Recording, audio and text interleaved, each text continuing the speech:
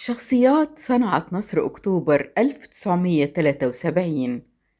المشير محمد عبد الغني الجمصي هو مهندس حرب أكتوبر الذي كانت تلقبه جولدا مائير رئيسة وزراء إسرائيل بالجنرال النحيف المخيف.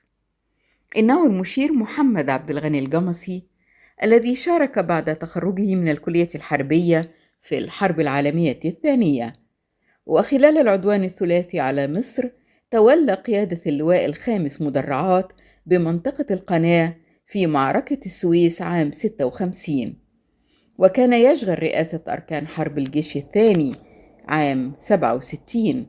وبعد هزيمة يونيو شارك في إعادة بناء القوات واستعادة كفاءتها غرب القناة، وكذلك في بناء الدفاعات وتخطيط وإدارة العمليات القتالية.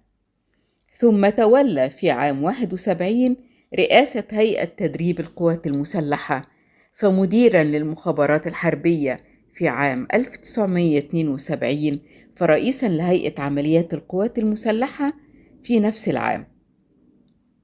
ومن خلال عمله كرئيس هيئة عمليات القوات المسلحة 1972 لعب المشير محمد عبد الغني الجمصي دوراً محورياً في حرب أكتوبر 1973 كمهندس حرب أكتوبر، حيث ساهم في التخطيط للحرب، وكان محوراً رئيسياً في وضع أدق التفاصيل للعمليات في الجبهة المصرية وكذلك في الجبهة السورية.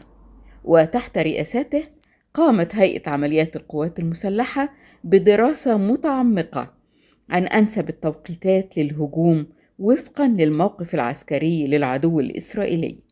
سميت هذه الدراسة بكشكول الجمصي، وبناء على ما احتوته الدراسة تم اختيار يوم 6 أكتوبر للهجوم المصري وتحقيق النصر في معركة استرداد الكرامة.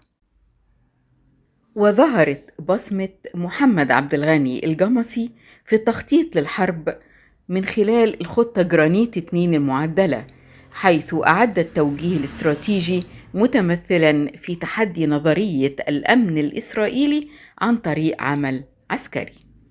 وبعد انتصارات أكتوبر تم ترقيته إلى رتبة الفريق أول، وعينه الرئيس الراحل أنور السادات رئيساً للوفد العسكري المصري في المفاوضات العسكرية لفض الاشتباك اللي عرفت بمباحثات الكيلو 101، كما عين رئيساً للوفد العسكري المصري في المفاوضات العسكرية المصرية الإسرائيلية في عام 74.